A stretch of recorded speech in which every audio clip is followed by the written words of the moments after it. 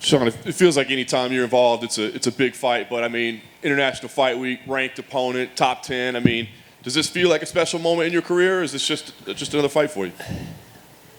It definitely feels like, well, I feel calm. I always feel pretty calm going into my fights and never really get like nervous, or I'm not up at night thinking about bad shit like most people.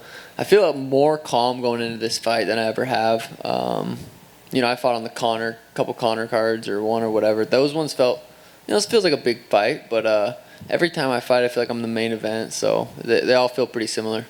I know eventually you will be the main event of a pay-per-view, but for now, this kind of slide of kicking it off, getting things, setting the tone, is that like the perfect spot for you? Yeah, that's where I prefer to be. 7 p.m. I know what time I'm fighting. I get about an hour of media after, so I get to go watch the the last couple fights. So it's actually really nice. I like it. I'd rather either be opening up the main card or the main event. So I don't see any other position to be in. That calmness that you feel ahead of this one, do you know what to attribute that to? Just I'm confident. I'm prepared. I had a great camp. That last camp, I went into that fight with like hurt ribs, and I was like, well, hopefully he doesn't grab me. That's literally like last 3 weeks I wasn't letting anybody grab me, So going into this fight, I feel very healthy, and I think that's probably plays a little bit into that. A lot of people are looking at this as kind of a milestone, this test, right? The first top 10 opponent for you. Are you looking at this as a milestone in your career, or a chance to prove anything? Yeah, beating Pedro will be a big deal. I think he's only lost to former world champions, but not just beating Pedro, but finishing Pedro would be a massive deal.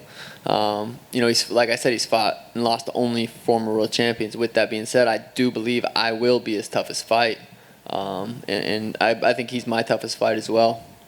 Last thing for me, a big win here. You've been patient up to this point, like not rushing things, right? But as you said, big deal over a top guy.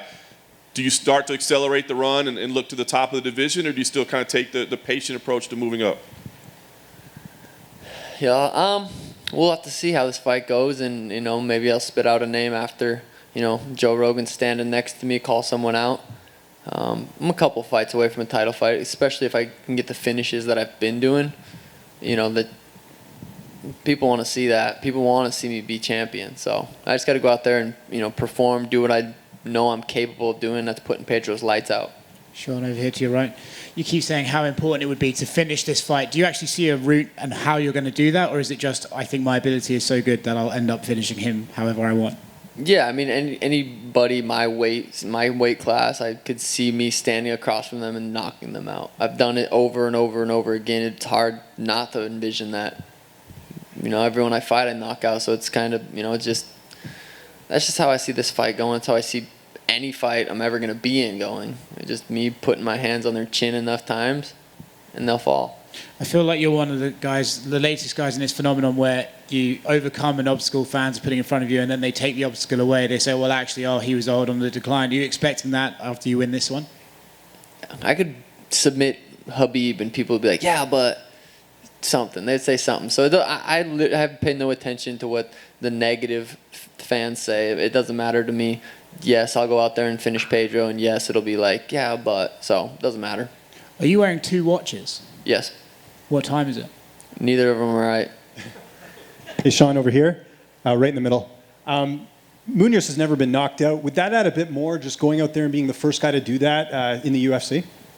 Yeah, that would be huge. I think it would, I think a win over him will be huge, but a finish over Pedro would be massive. And I'm all about the mass. I'm trying to, go above and beyond and perform for the people, and people want to see people's lights get put out.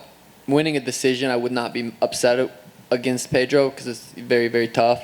But I definitely want to put his lights out. And if you do end up knocking him out or finishing him, where does a win put you in the division? Because, again, Pedro's never been knocked out. That's got to count for something. There's a little Russian dude running around saying no one wants to fight him. That's an option. Fabrant might be an option. He got beat up a couple times, so it might not be. The division's crazy right now. A lot of guys are already booked, so we'll just have to see how the fights play out here in the next couple months. Chito Vera, your former opponent's fighting Dominic Cruz coming up here. Who do you favor in that fight, just as someone who's fought Chito? It's hard to count Chito out. I thought, I I don't know. Well, I'm excited for that fight. I'm excited to see how that plays out. I think Dominic's gonna. I predicted Dominic would win, and people think it's biased, but I also thought Cheeto was gonna beat Rob. I thought Cheeto was gonna beat Frankie, and he kind of did. So we'll see. And just last one for me, what's it been like as a fighter in your career, sort of transcending into the mainstream? I saw you on No Jumper a few months ago. Not every fighter is going to get an opportunity like that. How's that been for you, just being such a strong brand in the UFC and just promoting yourself in the proper way? Yeah, I mean, being a part of the UFC whose platform is massive, and so I just go out there and put on performances, and they give me this platform to be able to expand my audience is huge. So just super grateful to be able to work with the UFC, and they give me the platform to be able to go out there and put on these amazing performances. And being famous for fighting, not just fighting, but knocking people out, there's nothing cooler. It's not, being a rapper is cool, but being able to knock people out and being known for that, that's it. That's the number one thing everyone wants to be known for. Sean, back here to your left. I know the resume of Pedro Munoz is one of the things that stands out here because of the guys that he has beat and the guys he hasn't. But from a stylistic perspective, what stands out about this matchup? What's the most challenging thing about Pedro's game that gets you excited?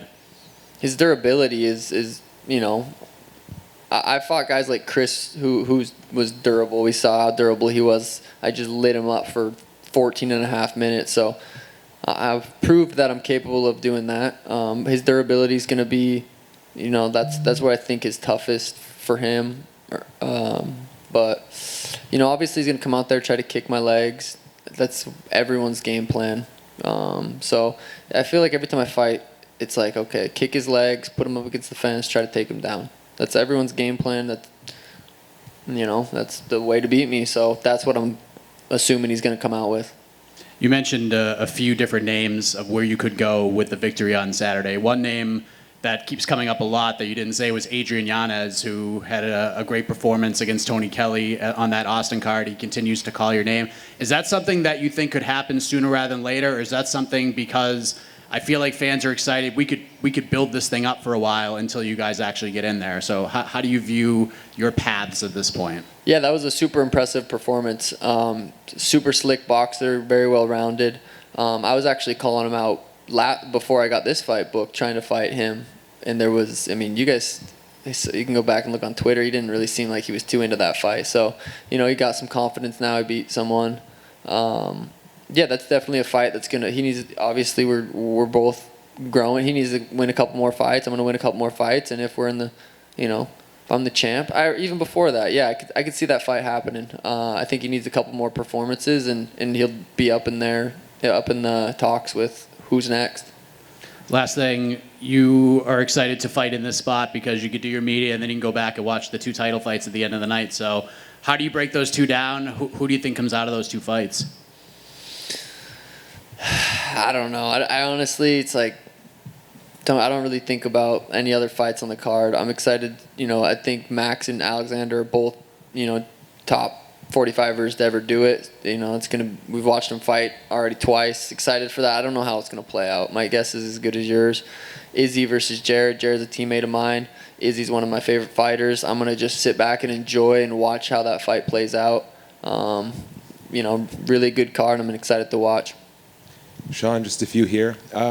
You've been very mindful, excuse me, you've been very mindful in your ascent of the UFC about matchmaking, dollars, position on cards. In a sport where we see so many young guys say, I'm going to fight anyone, anywhere, anytime, where did you sort of get this mindfulness from for managing your career?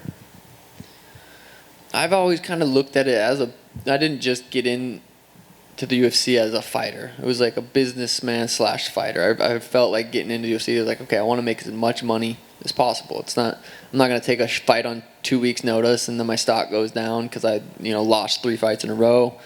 So I've thought about it for a while. I definitely feel like since day one, I've always kind of wanted my career to play out a certain way, and here we are. As we talk about moving up the division and you say, a couple fights away from a title, are you now happy with how much you're making, and are you ready for the title fight, or is there still kind of another round of negotiations that has to happen? Yeah, I think, renegotiated, talk with UFC, I feel like we're partners. You know, the more money I can make them, the more money they're willing to pay me. So I want to go out there and put on beautiful performances and earn my paycheck. I don't want to just tell them, hey, you owe me this much. So I'm going to go out there and continue to earn my paychecks. Right now I'm happy with what I'm getting paid.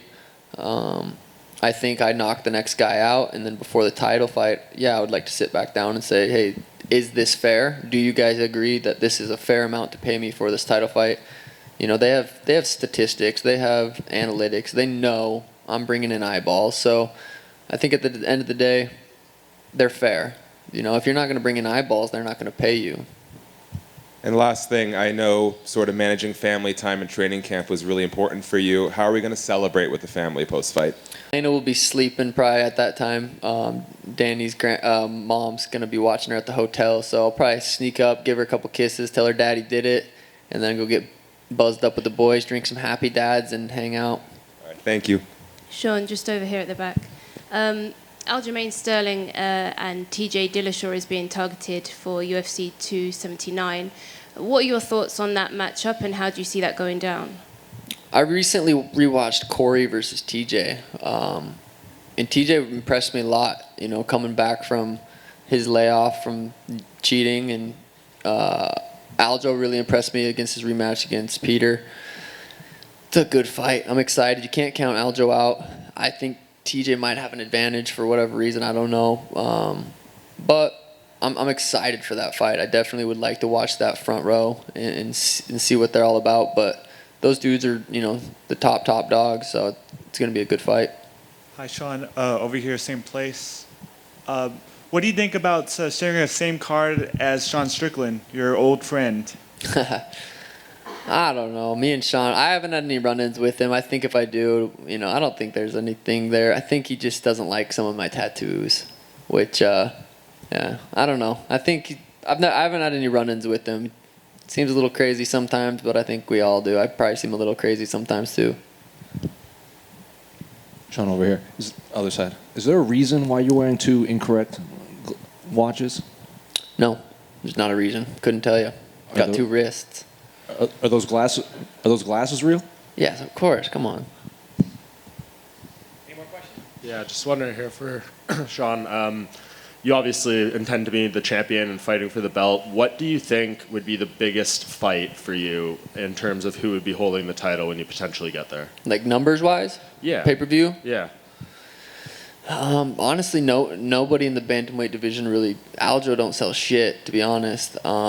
Cody's lost like 14 fights in a row. He would be probably a big one 4 years ago. Dominic Cruz is like kind of probably sells a little bit. Jose Aldo would probably be bigger, maybe not in the United States, but I don't know. Maybe TJ. TJ could probably sell pretty well. I think the Mia versus Cheeto rematch would be big, just because of the drama that's been behind that. I think me versus anybody can be a big fight, but who's that other guy on the other side that's going to help really, really do like a million? I don't think there's really anybody in the division right now. Do you think Henry Cejudo fits it all in this mix? Is he coming back? We don't know. It seems like he wants to. Yeah. Any questions? Perfect. Thank you very much. Thanks, guys.